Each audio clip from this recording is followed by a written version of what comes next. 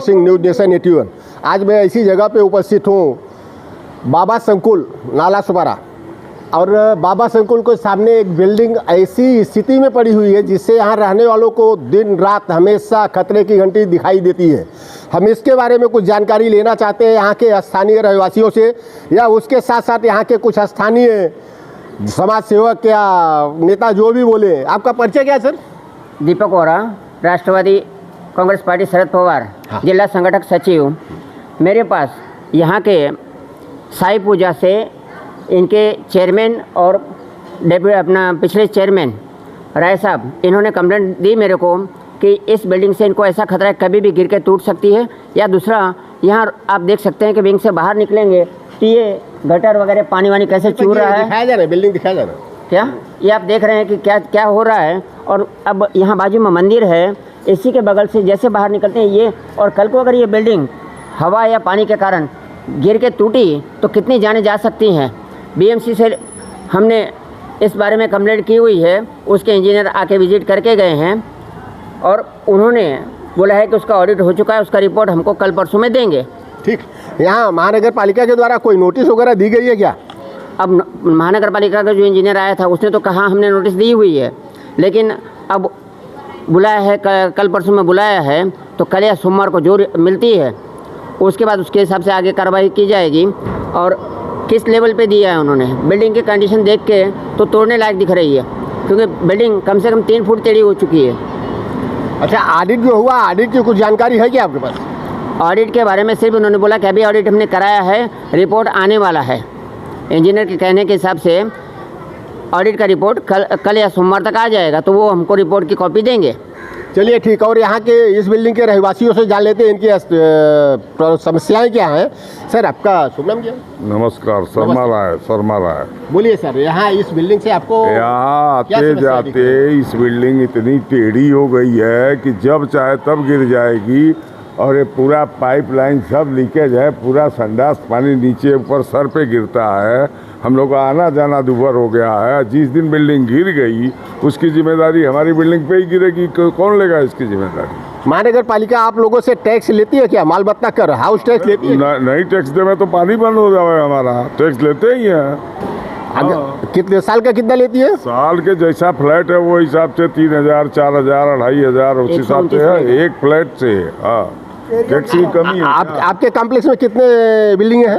129 घर। आपके कॉम्प्लेक्स में बाबा संकुल में कितनी बिल्डिंग है? बाबा संकुल में 10-12 है और इधर 9 है। टोटल कितने फ्लैट हैं? टोटल हमारे यहाँ तो 129। चलिए, आपके क्या नाम सर आपका? जयप्रकाश शर्मा। चलिए, हम जयप्रकाश शर्मा जी से बात करते हैं। बताइए सर, इस बिल्डिंग से आपको क्या समस्याएं हैं? बिल्डिंग टूटने का डर है या साफ सफाई? बिल्डिंग गिरने जैसा कगार पे है। हाँ। उसको देख के हम लोग को डर लगता है। इससे ज़्यादा क्या बोलूँ, अब देखिए यहाँ का दशा। चलिए ठीक है। आपका नाम क्या मैडम? सीता सिंह। चलिए सीता सिंह जी, जरा आप ये बताइए, इस बिल्डिंग से आपको क्या समस्याएं खड़ी होती है? दुर्गंध आते हैं, बिल्डिंग टूटने का चांस है, या ऊपर के कचरे, पानी, टॉयलेट के पानी, बाथरूम के पानी आप लोग के ऊपर आते हैं? इधर प्रभु जी का मंदिर भी है, पूजा करने आने जाने में आप लोगों को कुछ दुर्गंध टाइप की समस्या है या नहीं? आप लोग इस बिल्डिंग को किस रूप में देखना चाहते हैं, कि ऐसे बरकरार रहे या इसका डेमोनेशन होकर के इसका रीडेवलपमेंट में जाए, महानगर पालिका इसकी उच्च व्यवस्था करे? हाँ, या इसके लिए जिम्मेदार आप किसको मानती है?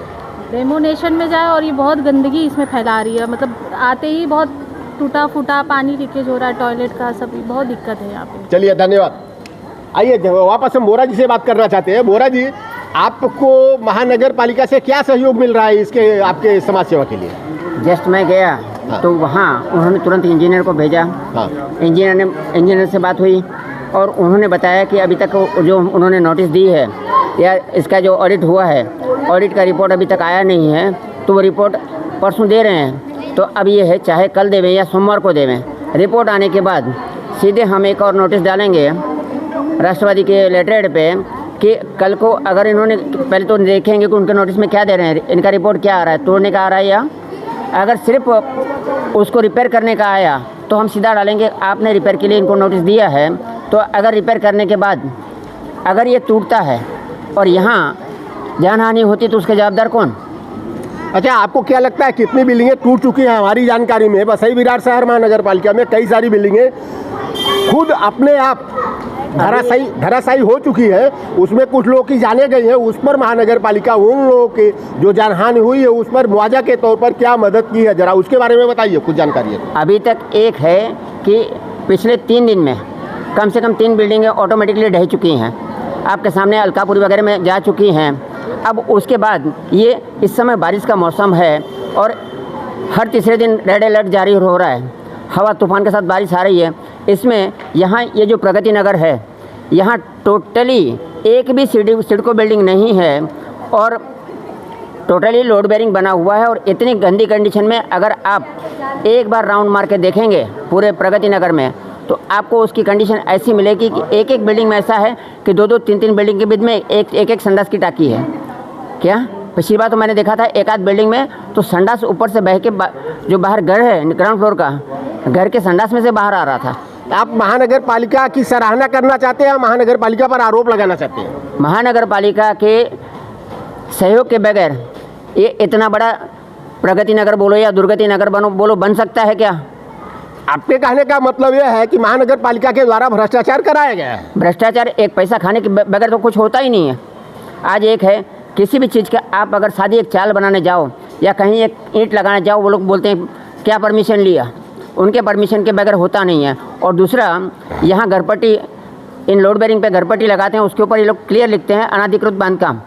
तो जब यह अनाधिकृत बांधकाम है, उनको पता है तो उनको सब सुविधाएं कैसे दी हैं?